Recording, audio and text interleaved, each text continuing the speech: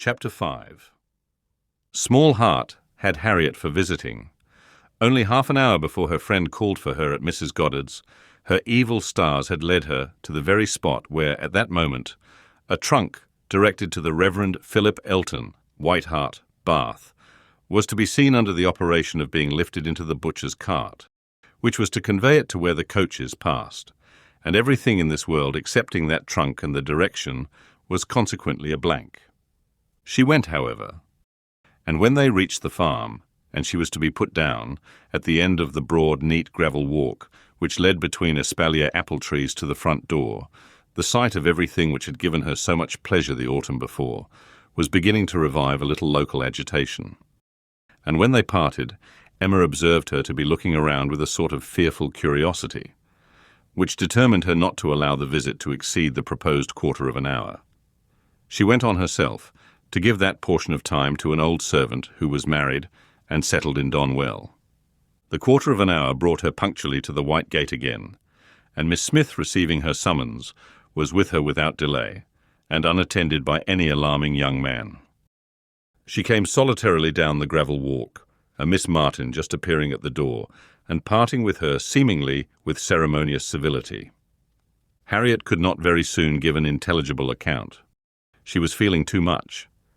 But at last Emma collected from her enough to understand the sort of meeting and the sort of pain it was creating. She had seen only Mrs. Martin and the two girls. They had received her doubtingly, if not coolly, and nothing beyond the merest commonplace had been talked almost all the time. Till just at last, when Mrs. Martin, saying all of a sudden that she thought Miss Smith was grown, had brought on a more interesting subject and a warmer manner. In that very room she had been measured last September with her two friends. There were the pencilled marks and memorandums on the wainscot by the window. He had done it. They all seemed to remember the day, the hour, the party, the occasion, to feel the same consciousness, the same regrets, to be ready to return to the same good understanding. And they were just growing again like themselves. Harriet, as Emma must suspect, as ready as the best of them to be cordial and happy, when the carriage reappeared, and all was over. The style of the visit and the shortness of it were then felt to be decisive. 14 minutes to be given to those with whom she had thankfully passed 6 weeks, not 6 months ago. Emma could not but picture it all, and feel how justly they might resent, how naturally Harriet must suffer. It was a bad business. She would have given a great deal, or endured a great deal, to have had the Martins in a higher rank of life. They were so deserving that a little higher should have been enough. But as it was, how could she have done otherwise? Impossible. She could not repent. They must be separated, but there was a great deal of pain in the process. So much to herself at this time that she soon felt the necessity of a little consolation, and resolved on going home by way of Randalls to procure it. Her mind was quite sick of Mr. Elton and the Martins. The refreshment of Randalls was absolutely necessary. It was a good scheme, but on driving to the door they heard that neither master nor mistress was at home. They had both been out some time. The man believed they were gone to Hartfield. "This is too bad," cried Emma as they turned away. "And now we shall just miss them. Too provoking. I do not know when I have been so disappointed." And she leaned back in the corner to indulge her murmurs, or to reason them away. Probably a little of both, such being the commonest process of a not ill-disposed mind. Presently the carriage stopped. She looked up. It was stopped by Mr. and Mrs. Weston, who were standing to speak to her. There was instant pleasure in the sight of them, and still greater pleasure was conveyed in sound, for Mr. Weston immediately accosted her with, "How d'ye do? How d'ye do? We have been sitting with your father, glad to see him so well. Frank comes tomorrow. I had a letter this morning. We see him tomorrow by dinner-time to a certainty. He is at Oxford today, and he comes for a whole fortnight. I knew it would be so. If he had come at Christmas, he could not have stayed 3 days. I was always glad he did not come at Christmas. Now we are going to have just the right weather for him. Fine, dry, settled weather. We shall enjoy him completely. Everything has turned out exactly as we could wish." There was no resisting such news. no possibility of avoiding the influence of such a happy face as Mr. Weston's, confirmed as it all was by the words and the countenance of his wife, fewer and quieter, but not less to the purpose. To know that she thought his coming certain was enough to make Emma consider it so, and sincerely did she rejoice in their joy. It was a most delightful reanimation of exhausted spirits. The worn-out past was sunk in the freshness of what was coming, and in the rapidity of half a moment's thought, she hoped Mr. Elton would now be talked of no more. Mr. Weston gave her the history of the engagements at Enscombe, which allowed his son to answer for having an entire fortnight at his command, as well as the route and the method of his journey, and she listened and smiled and congratulated. "I shall soon bring him over to Hartfield," said he at the conclusion. Emma could imagine she saw a touch of the arm at this speech from his wife. "We had better move on, Mr. Weston," said she. "We are detaining the girls." "Well, well, I am ready," and turning again to Emma. "But you must not be expecting such a very fine young man. You have only had my account, you know. I dare say he is really nothing extraordinary," though his own sparkling eyes at the moment were speaking a very different conviction. Emma could look perfectly unconscious and innocent, and answer in a manner that appropriated nothing. "Think of me tomorrow, my dear Emma, about 4 o'clock, was Mrs. Weston's parting injunction, spoken with some anxiety, and meant only for her. 4 o'clock. Depend upon it, he will be here by 3, was Mr. Weston's quick amendment, and so ended a most satisfactory meeting. Emma's spirits were mounted quite up to happiness. Everything wore a different air. James and his horses seemed not half so sluggish as before. When she looked at the hedges, she thought the elder at least must soon be coming out, and when she turned round to Harriet, she saw something like a look of spring, a tender smile even there. "Will Mr. Frank Churchill pass through Bath as well as Oxford?" was a question, however, which did not augur much. But neither geography nor tranquillity could come all at once, and Emma was now in a humour to resolve that they should both come in time. The morning of the interesting day arrived, and Mrs. Weston's faithful pupil did not forget either at 10 or 11 or 12 o'clock that she was to think of her at 4. "My dear, dear anxious friend," said she in mental soliloquy while walking downstairs from her own room, "always over-careful for everybody's comfort but your own. I see you now in all your little fidgets going again and again into his room, to be sure that all is right." The clock struck 12 as she passed through the hall. "'Tis 12. I shall not forget to think of you 4 hours hence, and by this time tomorrow perhaps, or a little later, I may be thinking of the possibility of their all calling here. I am sure they will bring him soon." She opened the parlour door and saw 2 gentlemen sitting with her father, Mr. Weston, and his son. They had been arrived only a few minutes, and Mr. Weston had scarcely finished his explanation of Frank's being a day before his time, and her father was yet in the midst of his very civil welcome and congratulations, when she appeared to have her share of surprise, introduction, and pleasure. The Frank Churchill so long talked of, so high in interest, was actually before her. He was presented to her, and she did not think too much had been said in his praise. He was a very good-looking young man. Height, air, address, all were unexceptionable, and his countenance had a great deal of the spirit and liveliness of his father's. He looked quick and sensible. She felt immediately that she should like him, and there was a well-bred ease of manner, and a readiness to talk, which convinced her that he came intending to be acquainted with her, and that acquainted they soon must be. He had reached Randalls the evening before. She was pleased with the eagerness to arrive which had made him alter his plan and travel earlier, later, and quicker, that he might gain half a day. "I told you yesterday," cried Mr. Weston with exultation. "I told you all that he would be here before the time named. I remembered what I used to do myself. One cannot creep upon a journey, one cannot help getting on faster than one has planned, and the pleasure of coming in upon one's friends before the lookout begins is worth a great deal more than any little exertion it needs." "It is a great pleasure where one can indulge in it," said the young man, "though there are not many houses that I should presume on so far. But in coming home I felt I might do anything."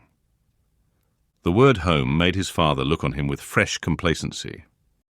Emma was directly sure that he knew how to make himself agreeable. The conviction was strengthened by what followed.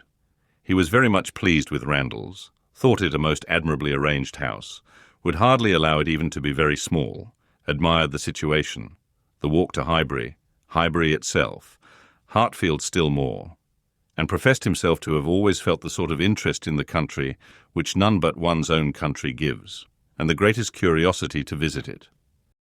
That he should never have been able to indulge so amiable a feeling before passed suspiciously through Emma's brain.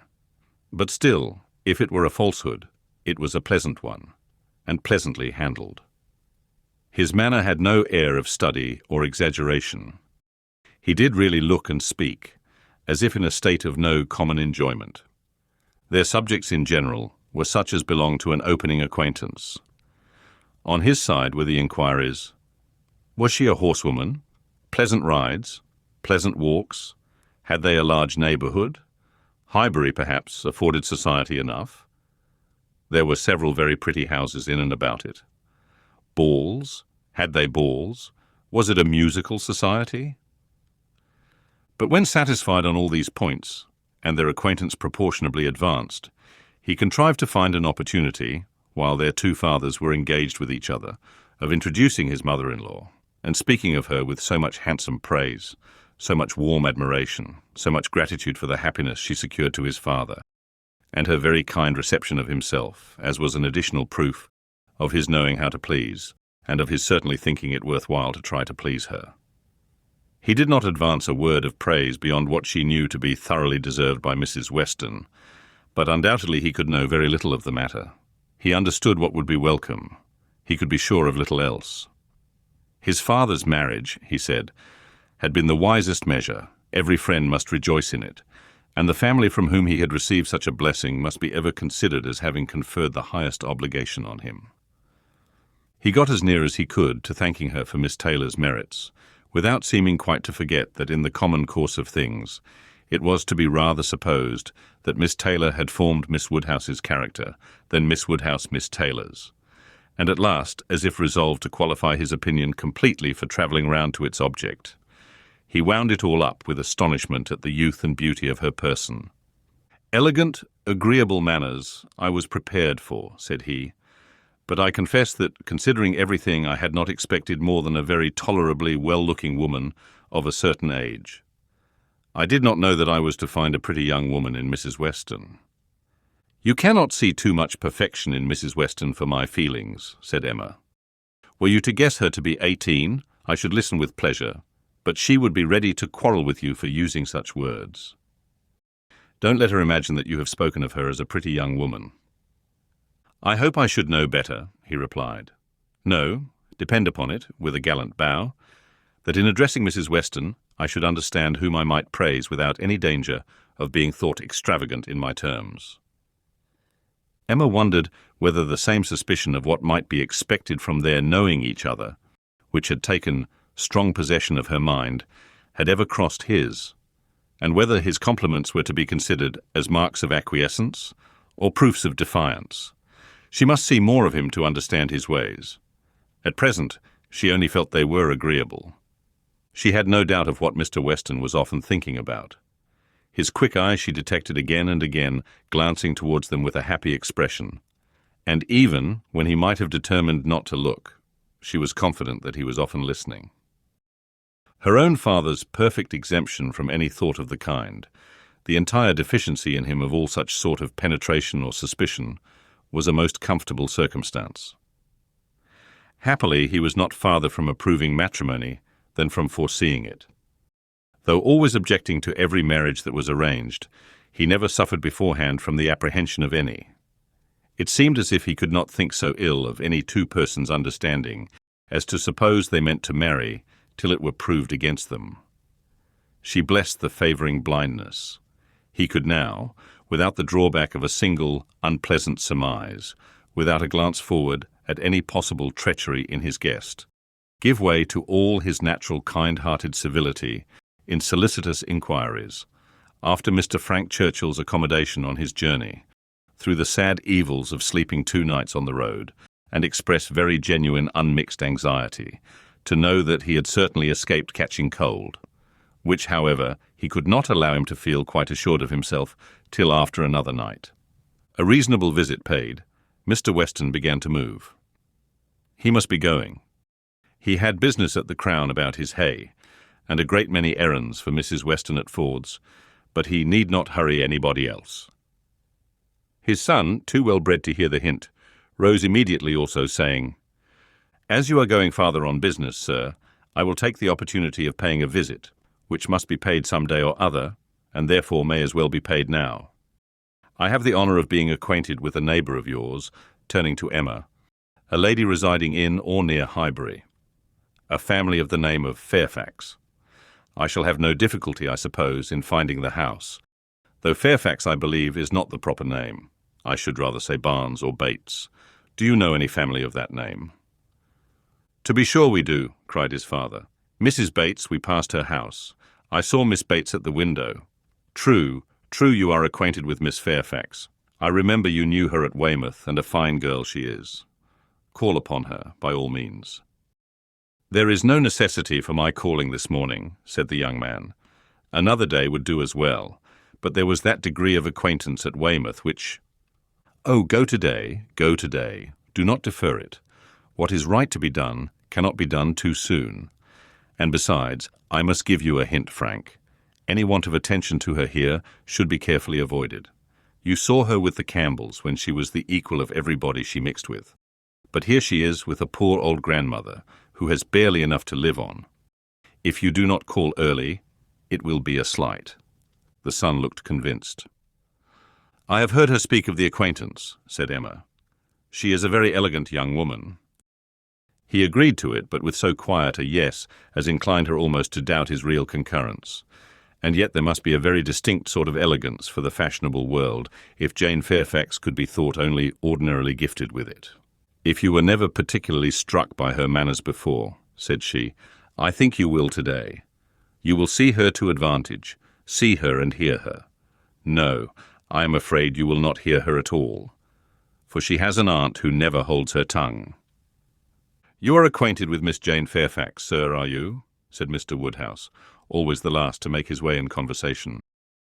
"Then give me leave to assure you that you will find her a very agreeable young lady. She is staying here on a visit to her grandmamma and aunt, very worthy people. I have known them all my life. They will be extremely glad to see you, I'm sure, and one of my servants shall go with you to show you the way." "My dear sir, upon no account in the world. My father can direct me." "But your father is not going so far. He is only going to the Crown, quite on the other side of the street, and there are a great many houses. You might be very much at a loss, and it is a very dirty walk, unless you keep on the footpath. But my coachman can tell you where you had best cross the street." Mr. Frank Churchill still declined it, looking as serious as he could, and his father gave his hearty support by calling out, "My good friend, this is quite unnecessary. Frank knows a puddle of water when he sees it, and as to Mrs. Bates's, he may get there from the Crown in a hop, step, and jump." They were permitted to go alone, and with a cordial nod from one and a graceful bow from the other, the two gentlemen took leave. Emma remained very well pleased with this beginning of the acquaintance, and could now engage to think of them all at Randalls any hour of the day, with full confidence in their comfort.